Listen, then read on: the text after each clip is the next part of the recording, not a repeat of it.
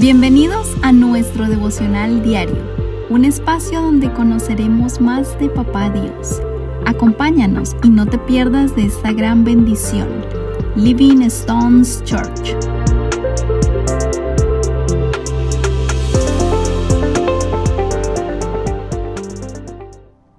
Familia, muy buenos días. Hoy tengo el placer de estarlos acompañando en el devocional del día de hoy.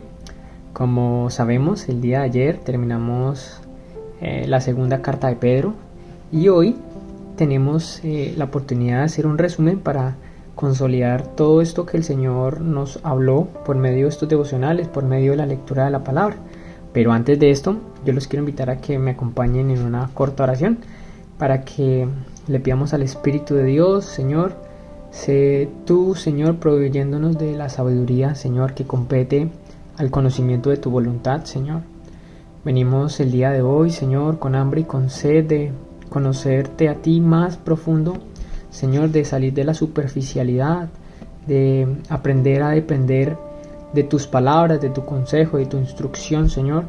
Que no tomemos a la ligera lo que oímos, Señor, sino que tú nos ayudes a procesarla y a que caiga en nuestro corazón, para que en la medida que te vamos escuchando y oyendo, podamos ir creciendo a la estatura de tu Hijo Jesús.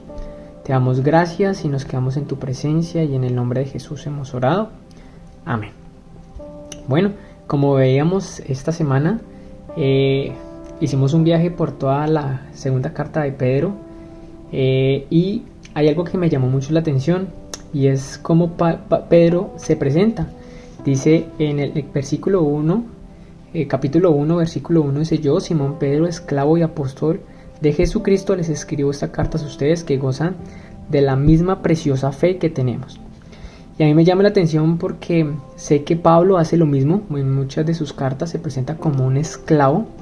Y si nosotros vamos al capítulo 2, al versículo 19, habla de que uno es esclavo, dice así: porque uno es esclavo de aquello que lo controla. Y en alguna otra oportunidad, si ustedes tienen, si nosotros vamos a Romanos 6:16, dice Pablo que uno es esclavo de lo que decide obedecer. Entonces, entendiendo esto, entendiendo que nuestra cabeza es el Señor Jesucristo, pues por ende nos convertiremos en esclavos de lo que nos controla. Y me parece muy bonito, porque a veces esta palabra puede tener una connotación, no sé, pronto algo más bien negativa, pero entender que el que me controla a mí y lo que yo decido obedecer son sus mandamientos, su voluntad, esto me convierte en un esclavo. No tengo escapatoria y por ende ya no nos mandamos solos. Si nosotros seguimos haciendo y caminando por esta carta, vemos que en el versículo 3 Pedro nos explica que mediante su divino poder Dios nos ha dado todo lo que necesitamos para llevar una vida con rectitud. Es muy importante entender este aspecto de la rectitud, porque no es algo que se tenga que tomar a la ligera. La rectitud delante de Dios es mi posición. ¿Cómo está mi posición delante de Dios? ¿Cómo lo que yo leo, oro, aprendo, escucho, lo estoy viviendo? Y dice aquí: mediante su poder, su divino poder, Dios nos ha dado todo lo que necesitamos. Mire que todo lo que necesitamos inicialmente no compete a lo físico, sino a lo espiritual. ¿Para qué? Para que podamos llevar una vida de coherencia con el Señor, ¿sí? Sabemos que en otra parte de la Biblia nos explica que cuando buscamos los asuntos del reino primero, las otras cosas que para nosotros tienen importancia, que son necesarias para la vida en esta tierra, vendrán por añadidura. Y nos habla aquí también de que las promesas de Dios hacen posible que nosotros podamos participar de la naturaleza divina y escapemos de la corrupción del mundo causada por los deseos humanos. Esto es importante también entenderlo, que ya nosotros ya no vivimos bajo el estándar de este mundo, sino que es por medio de la promesa, lo que de la venida del Señor Jesucristo, de su regreso, lo que nos ha hecho escapar de la corrupción del mundo. Ya no vivimos bajo ese modelo. El versículo 5 nos invita, dice: y en vista de todo esto, esfuércense al máximo por responder a las promesas de Dios, complementando su fe con una abundante provisión de excelencia moral, la excelencia moral con conocimiento, el conocimiento con control propio, el control propio con perseverancia, la perseverancia con sumisión a Dios, la sumisión a Dios con afecto fraternal y el afecto fraternal con amor por todos. Cuanto más crezcan de esta manera, más productivos y útiles serán en el conocimiento de nuestro Señor Jesucristo.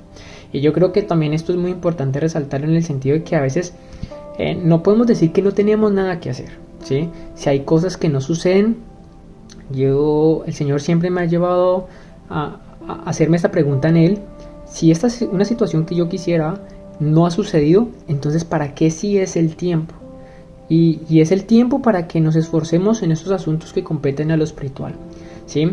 A trabajar en nuestra fe, en la excelencia moral, en el conocimiento, que no andemos enredados con un conocimiento que no da provecho a lo que Dios quiere, a que trabajemos en el control propio, en esa perseverancia, en esa rendición a Dios y que podamos expresar el amor a todos. Dice, pero los que no llegan a desarrollarse de esta manera son cortos de vista o ciegos y olvidan que fueron limpiados de sus propios pecados, ¿sí? Todo esto que el Señor nos ha venido hablando por medio de esta carta nos hace entender que aquí no estamos por casualidad y que lo que ha hecho Jesucristo en nuestra vida es sacarnos de ese estado de muerte, de ese estado de letargo, y nos ha dado su visión para que entendamos a dónde no tenemos que volver, entender que por gracia fue que recibimos todo esto, pero para que vivamos de una nueva manera. Si seguimos caminando, veíamos también en los devocionales cómo se nos explicaba el prestar atención a las escrituras, de este tema de la inspiración divina, de cómo aunque Pedro dice que nosotros ya la sabemos y que estamos firmes en esto, es necesario que se recuerden este tipo de cosas para que no se nos olvide qué fue lo que se nos enseñó, ¿sí? El versículo 20 del capítulo 1 dice: sobre todo tienen que entender que ninguna profecía de la escritura jamás surgió de la comprensión personal de los profetas, ni por iniciativa humana. Al contrario, fue el Espíritu Santo quien impulsó a los profetas y ellos hablaron de parte de Dios, ¿sí? Todo lo que nosotros leemos, todas estas maravillosas promesas, no son ideas humanas, sino es Dios en su plan, en su soberanía, donde se ha ido conociendo poco a poco hasta que hoy podamos tener cada uno en nuestra casa o en su celular la Biblia y podemos tener una revelación completa de lo que el Señor está haciendo. El Señor nos invita también a cuidarnos de los falsos maestros, ¿sí? Esto es bien interesante entenderlo, porque dice que por culpa de estos maestros se hablará mal del camino de la verdad. Hay malos representantes, malos embajadores corruptos que se prestan para saciar su propio apetito, y yo creo que aquí tenemos que tener también mucho cuidado en la medida en que el Señor nos vaya utilizando a nosotros como vasijas de barro donde Él pone su excelencia, pero nosotros somos ese barro en sus manos que Él le da forma como es, de entender que lo que debemos hablar es lo que Él quiere hablar, a lo que su palabra expresa, y no simplemente ir con la intención de sacar ganancias deshonestas donde no tendrían que por qué estar, o llevados por la avaricia, inventando, no sé, interpretaciones ingeniosas para apoderarse del dinero de otros. Y dice que para estos la destrucción no está tan tarde de llegar, ¿sí? Asimismo, en esta carta dice que Noé advirtió al mundo del justo juicio de Dios, ¿sí? Todos estos que están haciendo lo malo y todos serán sometidos a un justo juicio, ¿sí? No es un juicio sin medida, sino que en la medida del Señor será justo. Dice, y por eso Dios lo protegió a él, a Noé. Dice, cuando destruyó con un gran diluvio el mundo en los que vivían sin Dios. Tiempo después Dios condenó las ciudades de Sodoma y Gomorra y las redujo a montones de ceniza. Las puso como ejemplo. Miren, quiero hacer un poco de énfasis en esta parte. de lo que le sucederá a la gente que vive sin Dios. ¿Sí? Como vemos más adelante, dice, como ven, el Señor sabe rescatar de las pruebas a todos los que viven en obediencia a Dios, al mismo tiempo que mantiene castigados a los perversos hasta el día del juicio final. Él trata con particular severidad a los que se entregan a sus propios deseos sexuales pervertidos y desprecian la autoridad. ¿Sí? Habla de que estos falsos maestros se burlan de lo que no entienden, que incitan a los inestables a pecar, que entrenan a las personas en la avaricia. Y la palabra aquí nos muestra que aquellos que practican estas cosas viven bajo la maldición de Dios, porque se apartaron del buen camino. Dice que estos individuos son tan útiles como manantiales secos. ¿Por qué? Porque se jactan de sí mismos con alardes tontos y sin sentido. Saben cómo apelar a los deseos sexuales pervertidos. Y ya para cerrar, recordar que el Señor viene, que el día del Señor está cerca, que mientras esperamos debemos llevar, dice el capítulo 3, versículo 11, dado que lo que nos rodea será destruido de esta manera, ¿cómo no llevar una vida santa y vivir en obediencia a Dios? Esperar con ansias el día de Dios y apresurar que éste llegue.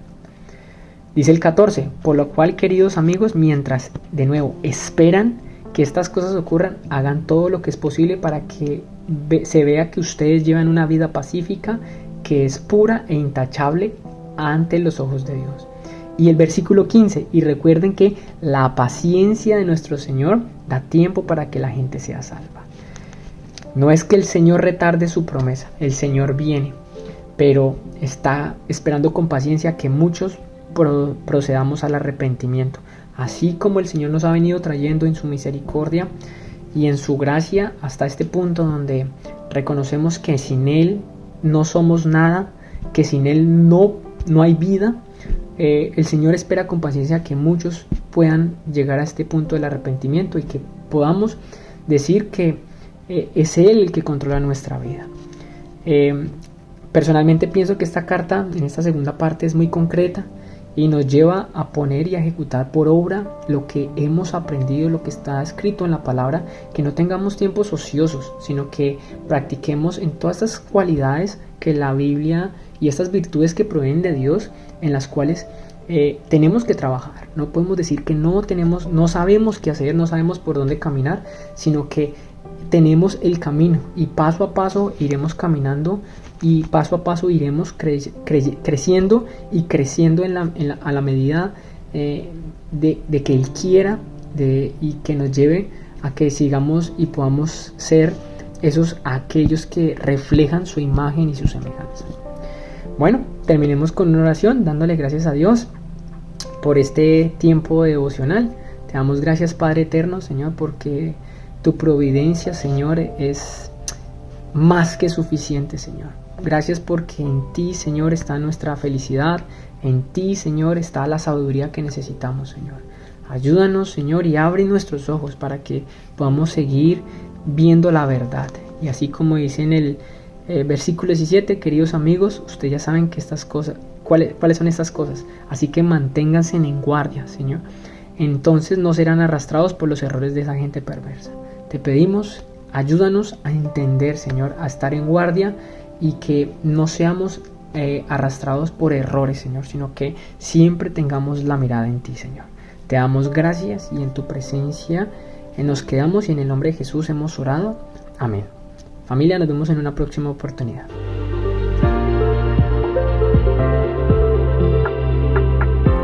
Gracias por acompañarnos en este día.